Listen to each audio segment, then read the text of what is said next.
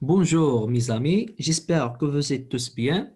Bienvenue à la deuxième vidéo concernant le module hydrocarbures et fonctions monovalentes semestre S4.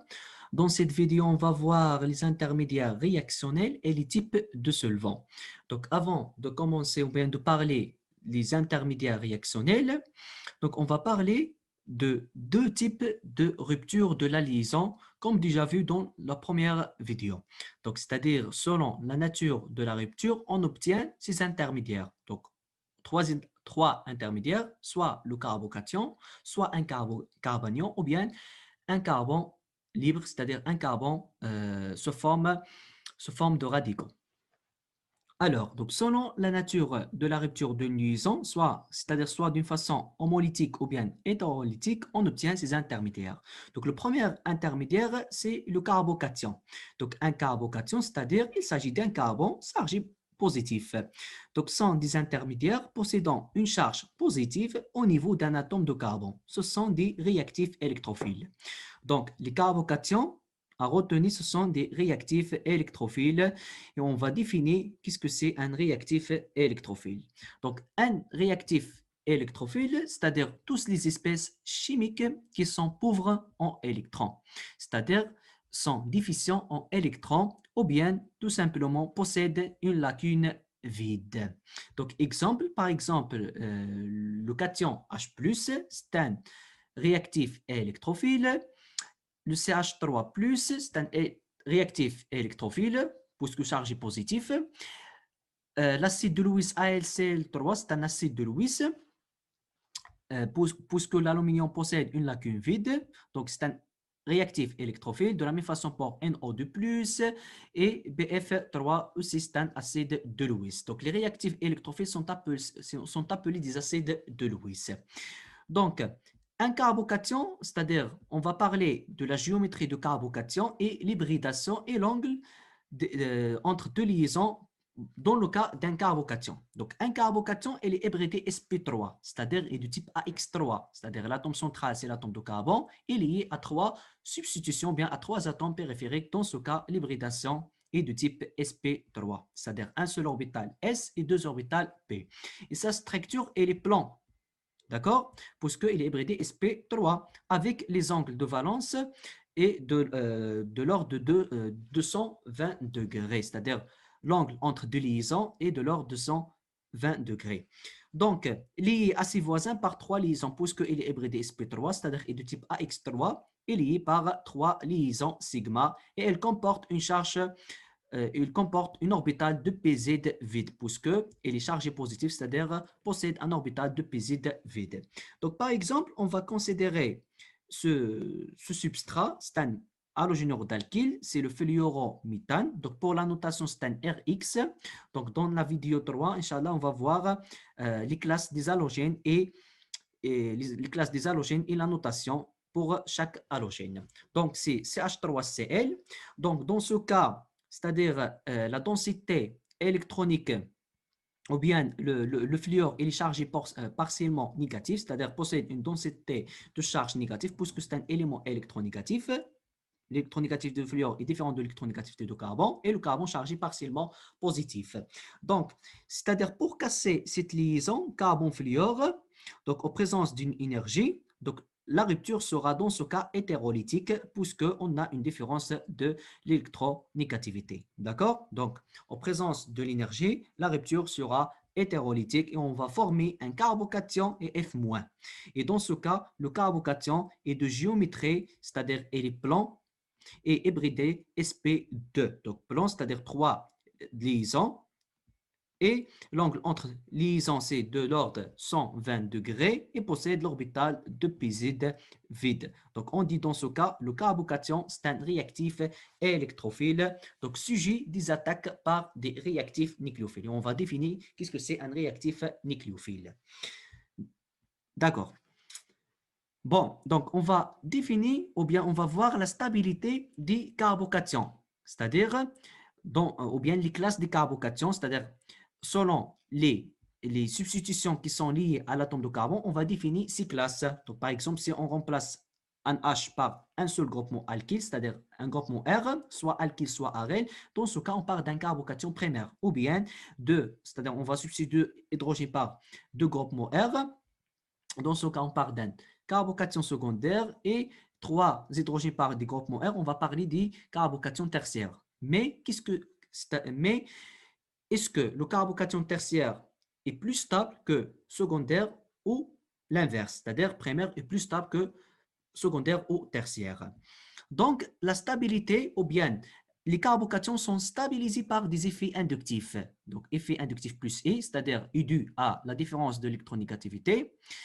Et l'effet inductif plus E, c'est-à-dire le carbone, il est chargé partiellement négatif et lié à des groupements qui sont donneurs par effet inductif. Et la durée de vie augmente, c'est-à-dire si on a un carbone lié à des groupements, c'est-à-dire un carbocation lié à des groupements donneurs par effet inductif, dans ce cas, la durée de vie de carbocation augmente.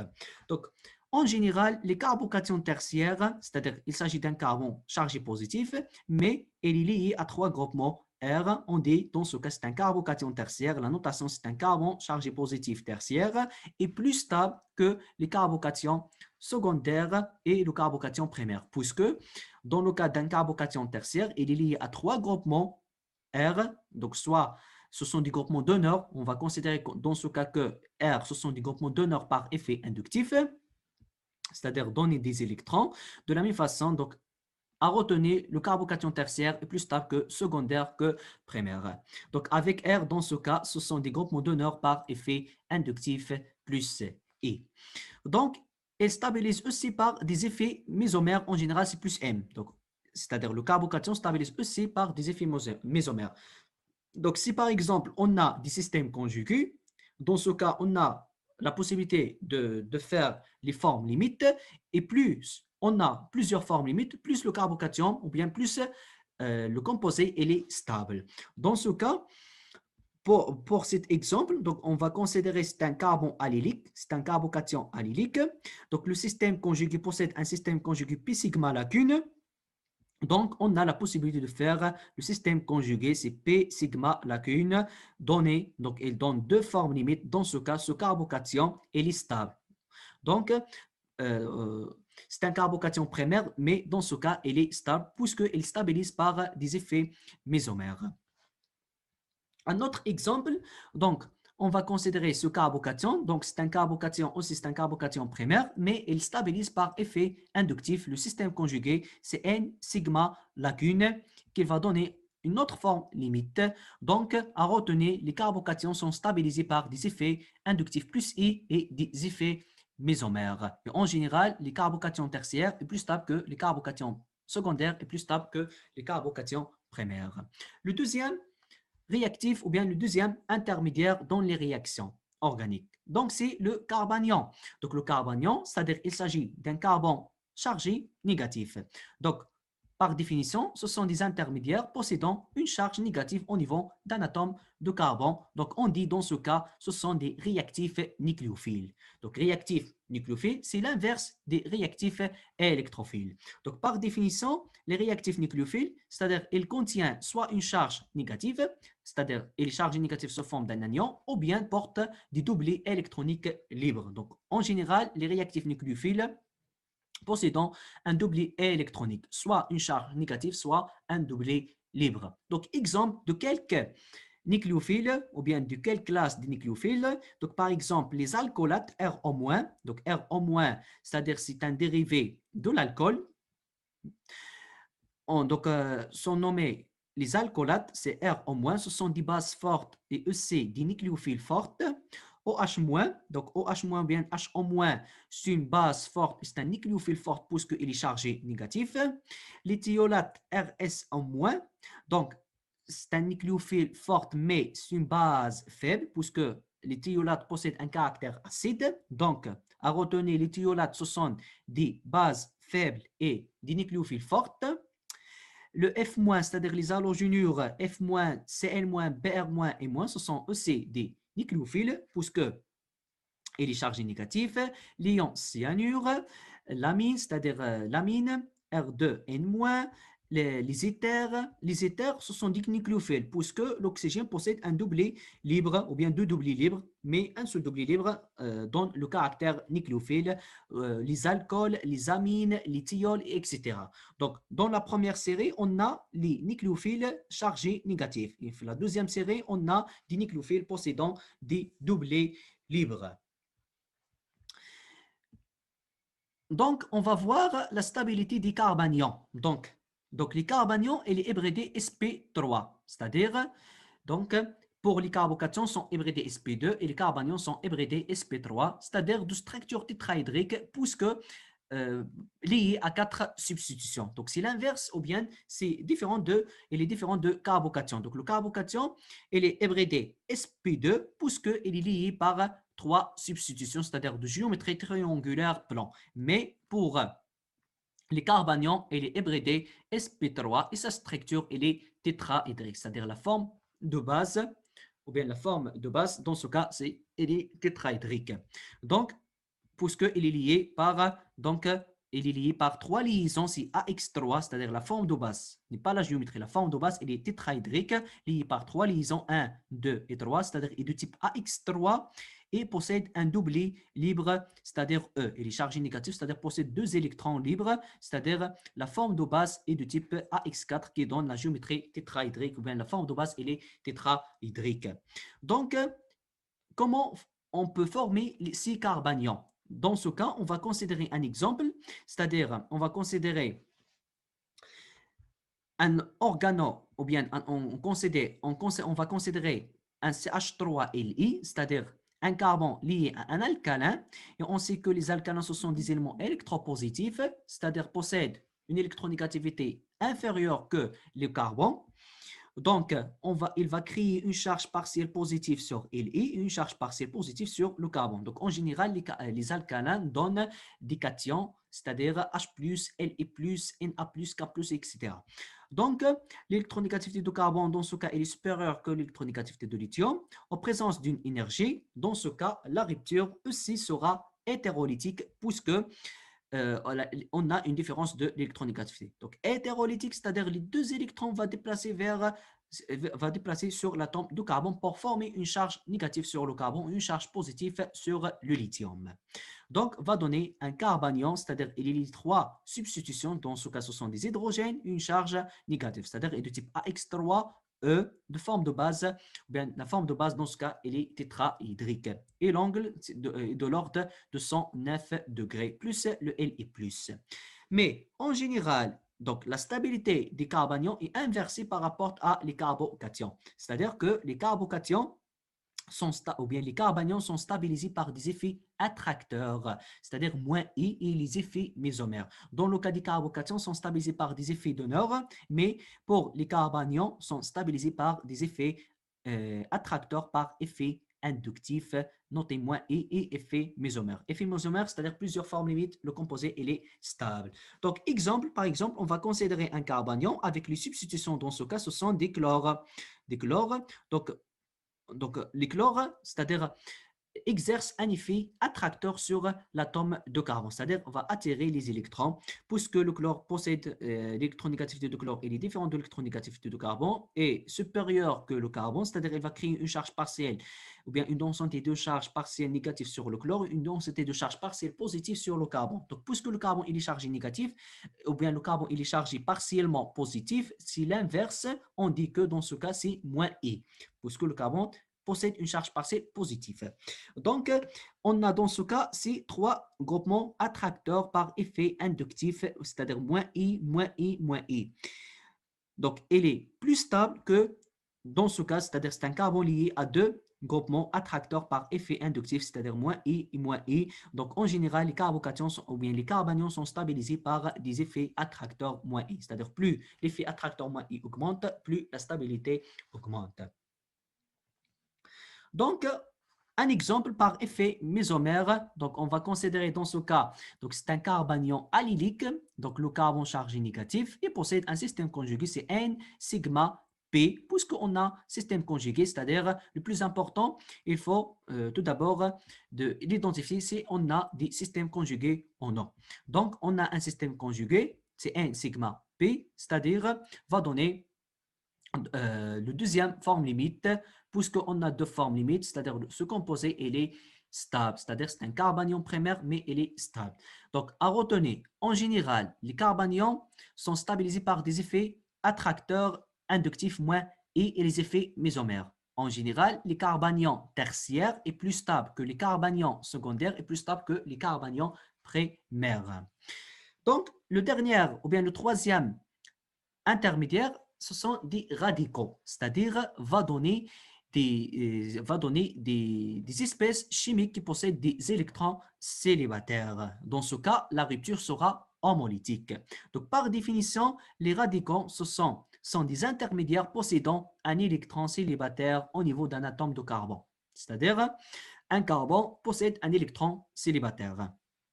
Donc, par exemple, dans le cas des réactions de substitution des alcanes, comme déjà vu dans la première vidéo, donc la rupture sera homolytique puisque l'électronégativité du carbone est sensiblement égale à l'électronégativité d'hydrogène, puisque le carbone et l'hydrogène pas d'une différence importante de l'électronégativité, c'est-à-dire les deux électrons pour casser cette liaison, donc la réactivité des alcanes, donc il est faible, c'est-à-dire pour casser cette liaison en présence d'une énergie, la rupture sera homolytique, c'est-à-dire chaque électron va déplacer vers l'atome, c'est-à-dire sur l'atome de carbone et l'atome d'hydrogène pour former des radicaux qui sont plus réactifs que l'alcane de départ. Donc, va donner deux radicaux, le CH3 point plus le H point. Et voilà, donc pour la géométrie des radicaux, ou bien un carbone radicalaire de structure pseudo-plan, puisqu'il est lié à trois substitutions et possède un seul électron célibataire dans ce cas, c'est-à-dire et hybridation sp2 et la géométrie et les pseudo-plans. Et puisque la géométrie et les pseudo-plans, c'est-à-dire comme le carbocation il est plan, c'est-à-dire il est triangulaire plan, mais pour le carbone radicalaire, il est pseudo-plan, c'est-à-dire même caractéristique comme le carbocation, c'est-à-dire il stabilise par des effets d'honneur plus I, et en général, les carbanions tertiaires est plus stable que les carbanions, ou bien les carbones radicalaires est plus stable que les carbones secondaire, radicalaire secondaire plus stable que le carbone radicalaire primaire. Et voilà, c'est-à-dire le plus important que le carbone radicalaire est de géométrie pseudo-plan hybridation sp2. Il stabilise par des effets inductifs plus I et les effets mésomères. Donc, dans ce cas, c'est un carbone radicalaire tertiaire. Il est lié à trois substitutions et plus stable qu'un carbone radicalaire secondaire et plus stable qu'un carbone radicalaire primaire et plus stable qu'un carbone radicalaire annulaire. Et voilà, donc dans ce cas, c'est-à-dire sont regroupés dans la même classe, c'est-à-dire carbone radicalaire primaire. Donc en général, les carbones radicalaires tertiaires est plus stable qu'un carbone radicalaire secondaire et plus stable qu'un carbone radicalaire primaire, c'est-à-dire comme les carbocations. Donc, deuxième exemple, c'est-à-dire dans ce cas, c'est un exemple, c'est un allyle, c'est le groupement allyle, d'accord? C'est-à-dire c'est une substitution allyle, possède un système conjugué, c'est pi sigma radicaux, et voilà, on va faire le système conjugué, le deuxième forme limite, puisqu'on a deux formes limites, allyle est plus stable. Donc, une erreur dans le carbone. Les carbanions, donc, les carbanions tertiaires est plus stable. Non. Donc, en général, les carbanions primaires est plus stable que secondaire et plus stable que tertiaire.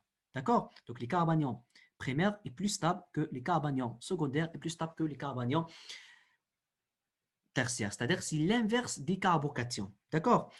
Mais ils sont stabilisés par des effets attracteurs. C'est l'inverse des carbocations. Donc, le plus important que les carbanions sont stabilisés par des effets attracteurs. Et en général, c'est-à-dire les carbanions primaires est plus stable que les carbanions secondaires, plus stable que les carbanions tertiaires. Et voilà. Donc, on a terminé la partie des les intermédiaires réactionnels. On va passer à les types de solvants. Donc, en général, on regroupe deux types de solvants, c'est-à-dire selon la liaison hydrogène hétéroatome. Donc, solvants aprotiques et les solvants protiques. Donc, c'est-à-dire, selon la liaison hydrogène hétéroatome, on regroupe des deux solvants, soit solvant aprotique, soit solvant protique. Donc, on va commencer par la définition des solvants aprotiques. On va donner des exemples, puis des solvants protiques. Donc, pour les solvants aprotiques, donc dans le cas des solvants aprotiques, c'est-à-dire on a tous les hydrogènes sont liés à des atomes de carbone. Par définition, tous les atomes d'hydrogène sont liés à les atomes de carbone. D'accord? C'est-à-dire pas de la liaison hydrogène hétéroatome. Exemple, par exemple, le DMSO, donc on va utiliser, donc plus utilisable, le DMSO, c'est le diméthyl sulfoxyde. Sulfoxyde, c'est-à-dire c'est S double liaison O, et le diméthyle. Dans ce cas, les trois hydrogènes sont liés à l'atome de carbone, les trois hydrogènes sont liés à l'atome de carbone, donc c'est un solvant aprotique. Deuxième exemple, c'est l'acétonitrile. Dans ce cas, les trois hydrogènes sont liés à les atomes de carbone, c'est un solvant aprotique, pas c'est-à-dire de la liaison carbone-hétéroatome, ou bien l'hydrogène hétéroatome. Le troisième solvant, c'est l'acétone, ou bien c'est le propandone. Dans ce cas, de la même façon, les trois hydrogènes, ou bien les six hydrogènes sont liés à les atomes de carbone. Donc, c'est un solvant aprotique. D'autres exemples, par exemple, le tétrachlorure de carbone, c'est CCl4, C6H12, c'est-à-dire le cyclohexane, le DMF, c'est le diméthylformamide, le benzène, etc. Donc, ce sont des solvants aprotiques puisque pas de la liaison hydrogène-hétéroatome. Donc, dans le cas, on a tous les hydrogènes sont liés à les atomes de carbone, on dit c'est un solvant aprotique. Alors, donc pour le diméthylformaldéhyde, sur formaldéhyde, c'est-à-dire on a HCO et le diméthylformaldéhyde. C'est sa structure de diméthylformaldéhyde avec les hydrogènes liés à des atomes de carbone, H lié à l'atome de carbone. Donc, c'est un solvant aprotique. Pour les solvants protiques, donc c'est l'inverse des solvants aprotiques. Dans le cas des solvants protiques, c'est-à-dire au moins un seul atome de carbone ou bien plusieurs atomes de carbone sont liés à des atomes, à les hétéroatomes. Donc les hétéroatomes, c'est-à-dire l'oxygène, l'azote, le phosphore, le soufre, etc. Donc un solvant protique, c'est-à-dire au moins on a des hydrogènes sont liés à des hétéroatomes. Donc exemple des solvants protiques plus utilisables, l'eau, H2O, puisqu'on a la liaison oxygène-hydrogène, c'est un solvant protique, et les alcools, ROH, on a la liaison oxygène-hydrogène, donc c'est un solvant protique. Donc, on va terminer cette vidéo par une application simple sur la stabilité des carbocations. Donc, application, classer ces entités par ordre décroissante de la stabilité des carbocations. Décroissant, c'est-à-dire du plus grand à plus petit.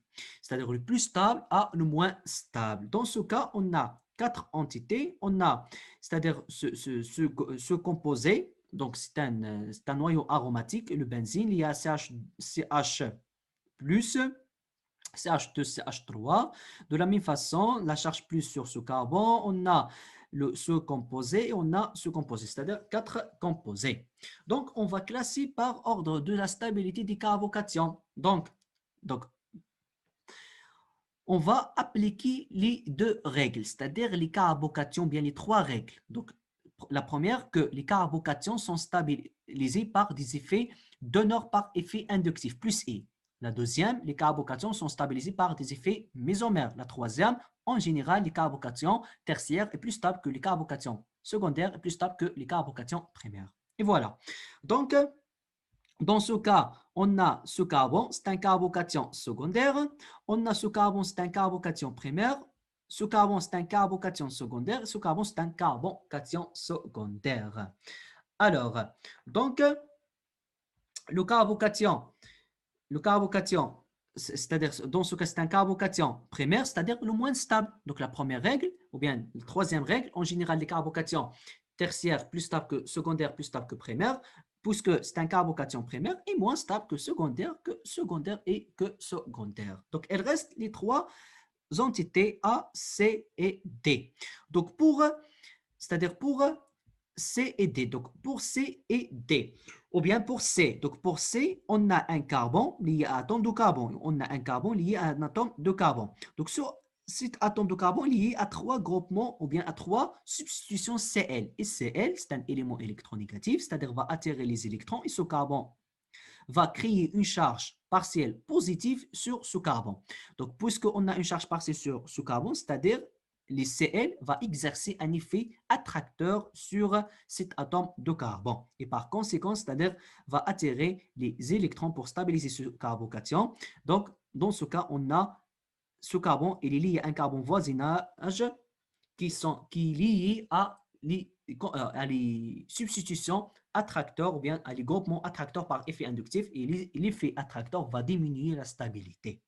Pour cet atome de carbone, donc il y a un atome de carbone CH2 et un CH3, c'est-à-dire lié à des groupements donneurs par effet mésomère. Mais pour A, donc il existe un système conjugué, c'est le pi sigma lacune. Pi sigma lacune. Puisqu'on a un système conjugué, c'est-à-dire on a des formes limites, pi sigma lacune, la charge plus va déplacer sur ce carbone et de la même façon, on a plusieurs formes limites, pi sigma lacune, c'est-à-dire jusqu'à obtention du même composé, c'est-à-dire plusieurs formes limites, la stabilité augmente. Et par conséquent, c'est-à-dire le composé A est plus stable que le composé D, est plus stable que le composé C, est plus stable que le composé B. Voilà, donc la correction. Donc on sait que les carbocations sont stabilisés par effet inductif, plus I et mésomère. Et en général, les carbocations tertiaires sont plus stables que secondaires et plus stables que les carbocations primaires. On a trois carbocations secondaires, c'est-à-dire le premier A, le C et le D.